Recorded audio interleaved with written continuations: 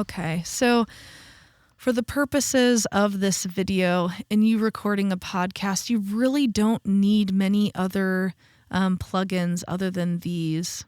You really don't. You really don't. You might mess with the master track, which will affect the whole project, so everyone's voice. So be careful. Sometimes I like to add the bright effect. It adds a little more energy to it, depending on where you're at in the mix. But if I do too much of it, you're going to have those higher frequencies that'll sound a little screechy or something. So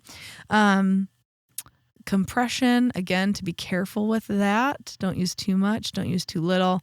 The limiter is there as well. If you are, let me just show you something. If you are having issues in one person's microphone in particular, maybe is like too soft, right? There's actually a gain function. So go to Utility, click Gain, and then it will ask how much of a gain boost in post-production do you want to add. There's gain before the plugin, there's gain before the effects, there's gain before as you record. That's something you would adjust. This is something we're adding after the fact, so it's not my favorite to use. But if for some reason there's one microphone that's just not really picking up the sound, or the person's too far away from their mic, I might increase the gain a little bit, but be aware you don't need much. And if you're looking at boosting it this many decibels, that's way too much, I think, and you need to figure out a different setup for recording. If you have any questions, put it in the comment section of this video, and I'd love to try to help you. So yeah, be careful with that. This is just a little extra boost. And there are times, okay, now I'm like making this up as we go because other things are popping in my head that might be helpful to you. If you go to track and we go down to, I apologize, mix. We go show automation. This is going to make your screen look a little more overwhelming if you're not ready for it. But this is the automation here, these little lines here, if you will. And so you're like, okay, well, what's different? Click your track here, okay? This is great if you're going to do like fade in and fade out for your podcast. So for instance, you could just go right up to mix. Let me see where the end of our project is. It's way over here, but for the purposes of this video, let me just bring it over here. You can go to mix where we had that show automation that just showed up. You can actually create volume fade out on the main input. So you can do a fade out, and what's going to pop up is the master track too, which is also under track, show master track. And now that I'm thinking of it, as I'm recording this screen, any new pop-up windows that I have probably won't show up. So I'm going to go back and maybe do a screen overlay, with an image of the screen that I'm talking about. So I apologize for that. But as you can see, if we go to mix, create a fade in, fade out, at the end of the project, that should show up. So you can see it fades out gradually. Okay. And we'll show a fade in as well. So if there's one point where someone speaks really softly, so we have volume selected. Okay. Let's say at one point my guest mic is really quiet. Okay. There might be a point where like, oh, they're doing okay. Here they are in the mix. Okay, about maybe right here. But let's zoom in and let's pretend that at 4 seconds in, more like maybe 4 minutes, in, they say something really profound, but they were sitting too far away from their microphone. And so you don't hear it. You can actually start tapping this, and I usually do it in 3s. So I protect the volume I set before and then after. if I'm doing just kind of a quick fix, let me move the playhead thing. You could bump it up a couple decibels. If there was they had a moment of brilliance that you're like, oh man, I wish we could have heard that more. It didn't pick it up because you were sitting too far from the mic, or you said it too quietly. You could boost that just right there. You might not need to boost the whole track like with that whole plugin. So that's why I'm saying play back your podcast and take notes. Do you remember where that notepad section is? It's right here. Take notes. Just do it. Or take a mental note of whereabout it happens. My podcasts, I try to keep to about 15 minutes or so. And I give breaks throughout. In another video, I'm going to tell you how you can improve your podcast. And that will be a lot more, that will be practical, concise, a lot more concise than this video, because this is science. We're talking about sound science here. So I'm really trying to just give you a quick rundown of these things. So I apologize if this video is running long. Thank you for being patient and bearing with me. But I just really want to teach you a bit about the science of sound, but also how to apply those theories and this information to the interface, the application of GarageBand. Okay. Or maybe if someone's laughing really loud in one moment, you could decrease the volume right here. Add a limiter, some compression, but you also can be like, oh, I'm going to decrease this a little bit, right? So be careful. You may tinker with it too much. There's other settings like compression. You won't need to use too much of these things because, again, it's a podcast and not a music recording. One thing to consider is make sure that your pan is right here in the center. In a future video, I'm going to reference this, but one way to improve your podcast is if you have guests, is just bumping one person to the left, just a couple dB, and then this person maybe over here to the right a couple, and then keep you as the host in the center. That would be my suggestion. And then maybe you have a co-host or something. So you could make it, if you had another mic, you could put someone a little further this way. It'll make it feel like you're all sitting in a room together and like someone's next to you on your right, someone's next to you on your left. So these little dials, they're great, aren't they? So again, let's go back to the notes. This video is running long. Thank you so much for just hanging in there, learning these things. Let's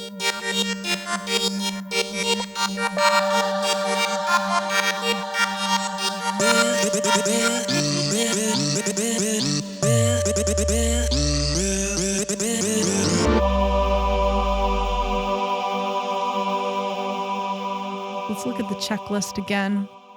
So let me just go ahead and reference that. We talked about are you getting the hang of these plugins?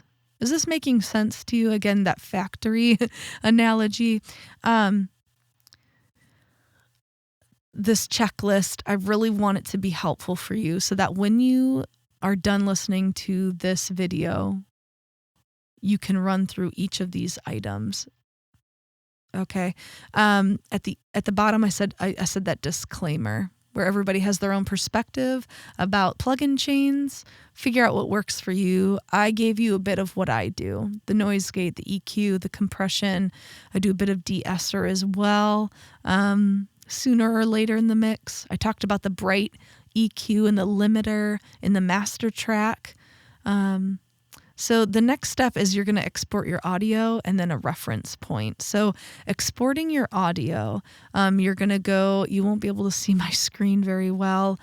You're going to go up to the taskbar above this timer, okay, above this display screen. You're going to go above that. You're going to go to share.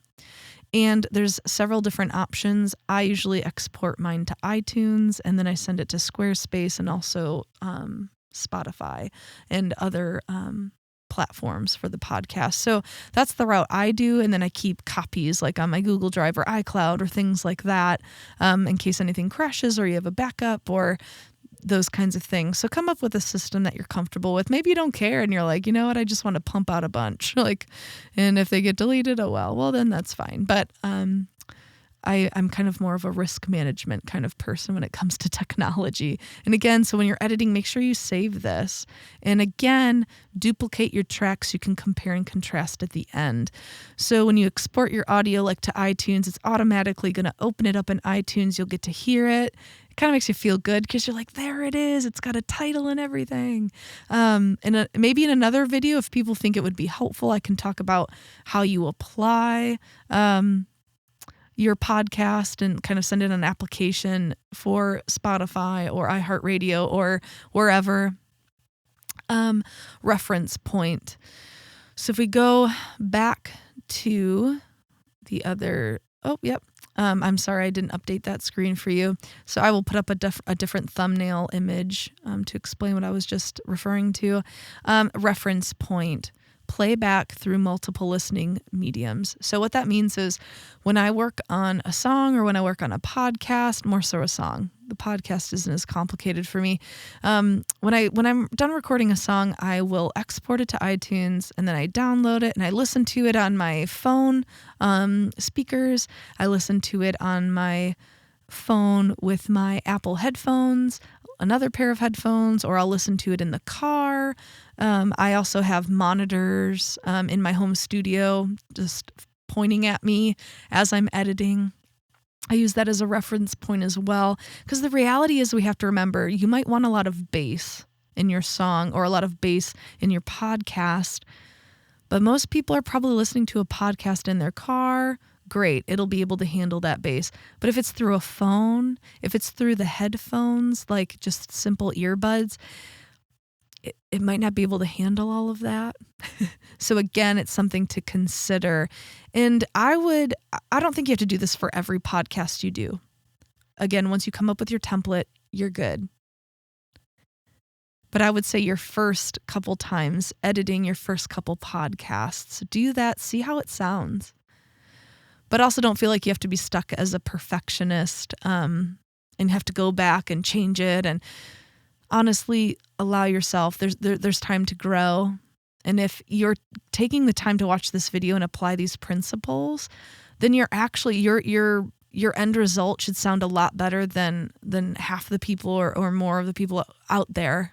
And so you shouldn't have to go back and really tear apart your previous recordings. Just move forward, I would say, using these principles.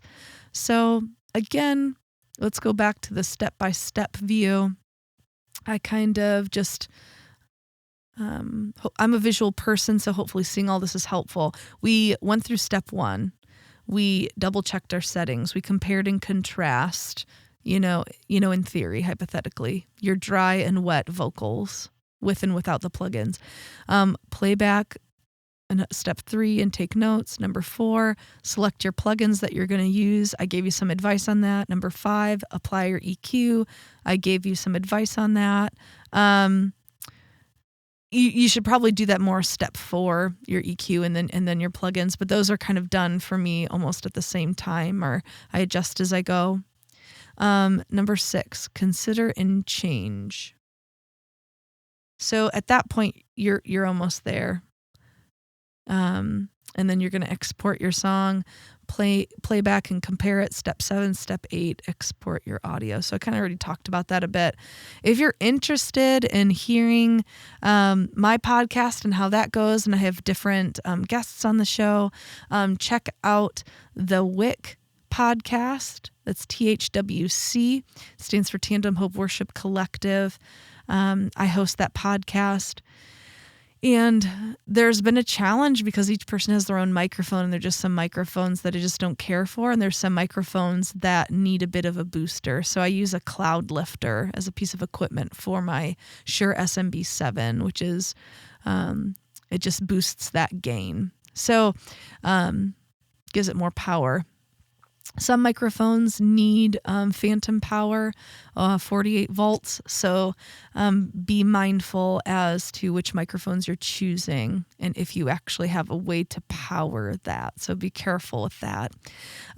If you're interested in learning more about recording equipment on a lean budget, I can help you out. The sister will help you out. In another video, I'm going to kind of lay out a really just lean budget, kind of more of a problem-solving way, for equipment, because most people probably just don't have extra cash to work with, or the budget's tight, or maybe you have the money for it, then great, I can point you in that direction as well. But I definitely I just have a heart for the underdogs here because that's kind of where I started. Just a home studio, very minimalist and low key at first, and just learning as I go. So I hope this video has been helpful. It's been way too long, and so I've had to break up the video in multiple stages. So thank you for following me all the way through. I hope it's been helpful, that you've learned something and you can apply it. I didn't compare audio and show you because I really would like you to just get your hands dirty and do it yourself and record your audio, run some tests through GarageBand and see how that goes, and just learn. Be patient with yourself and learn. So I hope that these different graphics on the screen help you kind of conceptualize better the roadmap of everything we've talked about. So again, here's the overview of the things we set out to cover. How to edit quality audio in GarageBand. And so I hope you feel more capable. Give yourself time. I'm compressing. I'm compressing years worth of trial and error into like chunks on a video that equal about an hour or so. So be gracious with me. Thank you so much for your time. I'm really excited. I'd love to hear some of your success stories, or even some of the valleys of trying to put together a podcast. I'd love to help in any way. So just comment on the video and I'll help you out. Thank you so much. And please don't forget to subscribe.